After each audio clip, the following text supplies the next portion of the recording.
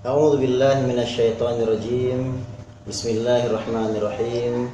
Assalamualaikum warahmatullahi wabarakatuh. Alhamdulillah. Alhamdulillahilladzi an'amana bi ni'matil iman wal islam. Walladzi allafa baina qulubina fa asbahna bi ni'matihi ikhwana. Asyhadu an la ilaha illallah wahdahu la syarikalah wa asyhadu anna Muhammadan abduhu wa rasuluhu la nabiyya ba'dah, amma ba'du. Alhamdulillah, senantiasa kita bersyukur kepada Allah Subhanahu wa taala, Rabbul alamin, Tuhan semesta alam, atas limpahan rahmat, nikmat dan karunia kepada kita sebagai hamba-hambanya. Salawat dan salam senantiasa pula kita sampaikan kepada baginda Rasul Nabi Muhammad sallallahu alaihi wasallam. Allahumma sholli ala sayyidina Muhammad wa ala ali sayyidina Muhammad. Kaum muslimin yang dirahmati Allah Subhanahu wa taala, alhamdulillah kita masih berada di bulan Ramadan, bulan yang mulia, bulan yang dianjurkan kepada kita untuk senantiasa memperbanyak bahkan berlomba-lomba dalam ketaatan kepada Allah Subhanahu wa taala. Salah satu ibadah yang mestinya kita tingkatkan di bulan mulia ini adalah melaksanakan ibadah sholat dalam kehidupan kita sebagai seorang hamba Allah yang beriman. Tentu sholat sebagai tiang agama kita, sholat sebagai jati diri kita sebagai seorang hamba Allah yang beriman, harusnya menjadi perhatian yang khusus dan sungguh-sungguh bagi kita sebagai seorang hamba Allah Subhanahu wa taala. Pada kesempatan berbahagia ini, kita akan sama-sama mengkaji tentang keutamaan sholat-sholat sunnah. Tentunya jangan pernah kita merasa cukup dengan mengerjakan sholat-sholat yang wajib atau fardu saja. Karena Rasulullah mencontohkan kepada kita dan menganjurkan kepada kita untuk memperbanyak sholat-sholat sunnah dalam kehidupan kita sehari-hari. Karena dengan sholat ini insya Allah kita akan memiliki bekal yang banyak menghadap Allah Subhanahu wa ta'ala. Maka salah satu di antara keutamaan sholat sunnah adalah, pertama, sesungguhnya sholat sunnah itu akan dapat menutupi kekurangan-kekurangan yang ada pada sholat wajib kita. Rasulullah berkata, inna awwala ma yuhasabun nasu yaumal qiyamah min a'malim as-shalah, kata Rasulullah. Sesungguhnya, kata Rasulullah, hal yang pertama kali akan dihisab dari amal perbuatan seorang hamba adalah sholat. Qala, Rasulullah bersabda, yaqulu rabbuna jalla wa ala li malaikatihi wa huwa a'lam. Allah berkata kepada para malaikat, dan tentu Allah Maha mengetahui. Apa kata Allah? Unzuru fi salati abdi atammaha am naqsuha. Allah katakan kepada para malaikat, wahai para malaikat, lihatlah kepada salat hambaku, apakah dia telah menyempurnakannya atau masih ada yang kurang. Maka dikatakan, fa in kanat tammatan kutibat lahu tamah. Kalau sholat fardunya telah sempurna, maka dicatatlah pahala setelah sempurna juga. Wa in kana intaqasa minha syai'an qala unzuru hal li'abdi min tatawwu'. Tetapi ternyata kala didapatkan seorang hamba Allah yang beriman masih terdapat kekurangan-kekurangan daripada sholatnya, Allah perintahkan malaikat yang mengatakan, unzuru hal li'abdi min tatawwu'. Lihatlah, perhatikan, kata Allah, apakah hambaku itu memiliki ibadah atau sholat yang sunnah. Maka fa in kana lahu tatawwu' qala atimmu li'abdi faridatahu min tatawwu'ihi. Allah mengatakan, sempurnakanlah pahala sholat hambaku itu, sholat fardunya, dengan pahala daripada solat-solat sunnahnya. Summa tu'khadul a'malu ala dzalika. Dan kemudian begitu jugalah amal-amal perbuatan yang lainnya. Kaum muslimin yang dirahmati Allah Subhanahu wa taala, tentu kita menyadari kita tidak pernah kita merasakan solat yang sempurna. Senantiasa ada kekurangan-kekurangan, selalu ada hal yang mengganggu sehingga tidak sempurnalah pahala daripada ibadah solat fardu kita. Dan tentu kita berharap kepada Allah Subhanahu wa taala agar sholat kita tetap memiliki nilai sisi Allah Subhanahu wa taala, dan kalau bisa tentu nilainya menjadi nilai yang tetap sempurna sisi Allah Subhanahu wa taala. Oleh karena itu ternyata begitu luar biasa dengan kita senantiasa mengerjakan sholat-sholat sunnah, ternyata sholat sunnah itu akan mampu menutupi kekurangan-kekurangan yang terdapat pada sholat fardu yang telah kita kerjakan. Kaum muslimin yang dirahmati Allah Subhanahu wa taala, selain sebagai penutup kekurangan dari sholat fardu kita, maka sholat sunnah ternyata juga akan besar manfaatnya bagi diri kita kelak di yaumil qiyamah, di mana yang sunnah itu akan membuat kita berdekatan dengan Rasulullah sallallahu alaihi wasallam kelak di surganya Allah Subhanahu wa taala. Dalam sebuah hadis dari Rabi'ah bin Ka'ab al-Aslami radhiyallahu anhu, beliau berkata, "Kuntu abitu ma'a Rasulillah sallallahu alaihi wasallam fa ataituhu bi wudu'ihi wa hajatihi faqala li sal faqultu as'aluka murafaqataka fil jannah qala aw ghayra dhalika qultu huwa dhaka qala fa'inni ala nafsika bi kathratis sujud." Sahabat mulia Rabi'ah bin Ka'ab al-Aslami berkata, "Saya pernah bermalam bersama Rasulullah SAW, lalu saya membawakan air wudhunya dan air untuk hajatnya.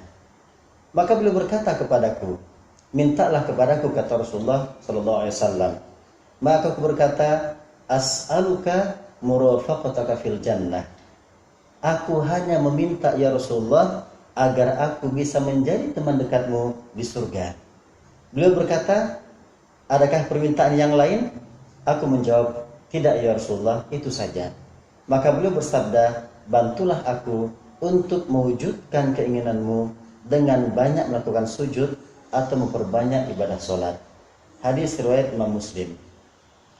Kaum muslimin yang dirahmati Allah Subhanahu wa taala, seorang sahabat yang mulia yang Rasul menawarkan permintaan kepada beliau, ternyata beliau hanya meminta kelak di hari kiamat untuk berdekatan bersama-sama dengan baginda Rasulullah SAW di dalam surganya Allah Subhanahu wa taala. Sebenarnya mudah sekali ketika Rasul mengiyakan, Rasul mendoakan, insya Allah doa Rasul menjadi doa yang mustajab sisi Allah Subhanahu wa taala. Tapi ternyata Rasul mengatakan, "Fa'inni ala nafsika bi kathratis sujud." Bantulah aku, kata Rasulullah, untuk mewujudkan keinginanmu dengan banyak-banyak melakukan sujud kepada Allah Subhanahu wa taala. Intinya apa? Dengan kita berusaha, dengan senantiasa memperbanyak ibadah kita kepada Allah Subhanahu wa taala, banyak-banyak sujud menghinakan diri kita kepada Allah Subhanahu wa taala, bersimpuh kepada Allah Subhanahu wa taala dengan cara melaksanakan sholat sunnah, maka insyaallah ini merupakan salah satu cara dan keutamaan agar kita mendapatkan jannah bersama Rasulullah Shallallahu Alaihi Wasallam. Oleh karena itu, sungguh kita sangat butuh ibadah-ibadah sunnah, terutama sholat sunnah, agar kelak di yaumil qiyamah kita mampu atau kita bisa berdekatan dengan Nabi Muhammad Shallallahu Alaihi Wasallam. Kemudian, saudara-saudara kaum muslimin yang dirahmati Allah Subhanahu Wa Taala, di antara keutamaan sholat sunnah adalah bahwa seorang hamba Allah yang senantiasa beribadah kepada Allah Subhanahu Wa Taala dengan sholat sunnah, maka dia akan mendapatkan peluang untuk dicintai oleh Allah Subhanahu wa taala. Simaklah dalam diskusi Rasulullah mengatakan, Allah berfirman bahwasanya Allah mengatakan, "Wa ma yazalu 'abdi yataqarrabu ilayya bin nawafil hatta uhibbah." Di mana Allah mengatakan, dan hambaku senantiasa bertaqarrub kepadaku, mendekatkan diri kepadaku dengan nawafil, dengan ibadah-ibadah yang sunnah, sehingga dia aku cintai, kata Allah Subhanahu wa taala. Tahukah kita bagaimana jadinya seorang hamba Allah yang beriman ketika telah menjadi seorang hamba yang dicintai oleh Allah Subhanahu wa taala Rabbul Alamin? Maka Allah mengatakan, "Fa idza ahbabtuhu kuntu sam'ahu alladhi yasma'u bihi wa basarahu alladhi yubsiru bihi wa yadahu allati yabtishu biha wa rijlahu allati yamshi biha wa in sa'alani la'u'tiyannahu walan ista'adani law'idannahu." Allah mengatakan, jika hambaku adalah telah menjadi seorang hamba yang aku cintai, maka apa kata Allah? Maka aku akan menjadi pemberi petunjuk pada pendengaran yang ia gunakan untuk mendengar, memberi petunjuk pada penglihatannya yang ia gunakan untuk melihat, memberi petunjuk pada tangannya yang ia gunakan untuk memegang, memberi petunjuk pada kakinya yang ia gunakan untuk berjalan. Jika dia memohon sesuatu kepadaku, pasti aku mengabulkannya. Dan jika ia memohon perlindungan, pasti, kata Allah Subhanahu wa taala, aku akan melindunginya. Luar biasa, saudara kaum muslimin yang dirahmati Allah Subhanahu wa taala. Ketika kita telah cinta oleh Allah SWT, hidup kita akan senantiasa berada di bawah naungan Allah SWT, senantiasa di bawah petunjuk dari Allah SWT, sehingga pandangan kita, pendengaran kita, tangan kita, langkah kita semuanya akan dibimbing langsung oleh Allah SWT. Dan apapun yang kita minta kepada Allah SWT, Allah akan mengabulkannya, Allah akan mengijabahnya. Dan ketika kita memohon perlindungan kepada Allah SWT, yakinlah pasti Allah akan memberikan perlindungan kepada kita dari apa-apa yang kita mohon kepada Allah, untuk jauhkan dari diri kita sebagai hamba Allah yang lemah. Oleh karena itu, ini pun menegaskan kepada kita untuk senantiasa bersemangat dalam melaksanakan sholat-sholat sunnah dalam kehidupan kita sehari-hari. Kaum muslimin yang dirahmati Allah Subhanahu wa taala, kemudian salah satu di antara hikmah dan keutamaan sholat sunnah adalah bahwa ketika seorang hamba Allah yang beriman senantiasa mengerjakan sholat sunnah, maka itu pertanda dia seorang hamba Allah yang senantiasa bersyukur kepada Allah Subhanahu wa taala. Tentunya kita adalah hamba yang lemah. Ciptaan Allah Subhanahu wa taala diwajibkan untuk senantiasa bersyukur kepada Allah Subhanahu wa taala. Maka syukur tidak cukup dengan hanya kalimat atau lafaz alhamdulillah, tetapi kesyukuran itu mesti kita buktikan dengan ketaatan-ketaatan kita, amal-amal kita, ibadah-ibadah kita kepada Allah Subhanahu wa taala. Dalam sebuah hadis, Aisyah radhiyallahu anha qalat, dari Aisyah radhiyallahu anha beliau mengatakan, kana an-nabiy sallallahu alaihi wasallam yaqumu minal laili hatta tatafattara qadamahu. Adalah baginda Rasul sallallahu alaihi wasallam yang beliau senantiasa berdiri salat pada malam hari sampai bengkak kedua kaki beliau. Maka beliau mengatakan, faqultu lahu, aku pun berkata kepada Rasulullah SAW, ya Rasulullah, lima tasna'u hadha? Wahai Rasul, kata Aisyah, kenapa engkau masih berbuat atau melaksanakan ibadah seperti ini? Wa qad ghufira laka ma taqaddama min dzambika wa ma ta'akhkhara. Bukankah Allah telah mengampuni dosa-dosa engkau yang telah lampau dan dosa-dosa engkau yang akan datang? Maka Rasul menjawab dengan mengatakan, afala akunu abdan syakura. Bukankah, kata Rasulullah, selayaknya, seharusnya aku menjadi seorang hamba Allah yang senantiasa bersyukur kepada Allah Subhanahu wa taala. Bayangkan kaum muslimin yang dirahmati Allah Subhanahu wa taala, seorang rasul yang mulia, hamba Allah yang mulia, manusia pilihan Allah Subhanahu wa taala. Allah tinggikan derajat beliau dengan menjadi seorang rasul, cipu utusan Allah Subhanahu wa taala. Bahkan dikatakan dosa-dosa beliau telah Allah ampuni. Dosa yang telah lampau itu pun kalau ada, dan dosa-dosa yang akan datang. Ternyata beliau begitu luar biasa semangat dan sungguh-sungguh beribadah kepada Allah SWT, memperbanyak sholat malamnya di malam-malam hari, semata-mata karena ingin bersyukur kepada Allah Subhanahu wa taala. Apalagi kita, umat Rasulullah, hamba Allah yang lemah, yang kita menyadari betapa banyak kesalahan-kesalahan yang telah kita buat, betapa banyak dosa maksiat yang dilakukan oleh anggota tubuh kita, oleh diri kita sendiri, yang ternyata kita butuh ampunan dari Allah Subhanahu wa taala. Kita menyadari betapa begitu luar biasa anugerah, karunia, nikmat yang telah Allah anugerahkan kepada kita dalam kehidupan ini. Maka kalau memang kita ingin dinyatakan sebagai hamba Allah senantiasa bersyukur kepada Allah, hamba Allah pandai bersyukur kepada Allah, perbanyaklah ibadah-ibadah sunnah dalam kehidupan kita sehari-hari. Dengan demikian, insya Allah kita layak dikatakan sebagai hamba Allah yang pandai bersyukur kepada Allah Subhanahu wa taala. Tapi kalau kita hanya mengucapkan alhamdulillah saja, tidak mau beramal, tidak mau memperbanyak ibadah-ibadah kita, berarti kurang sempurna kesyukuran kita kepada Allah Subhanahu wa taala. Maka jika kita hamba Allah pada bersyukur dengan memperbanyak ibadah sholat sunnah kita ataupun ibadah-ibadah yang lainnya yang dianjurkan serta contohkan oleh baginda Rasulullah sallallahu alaihi wasallam.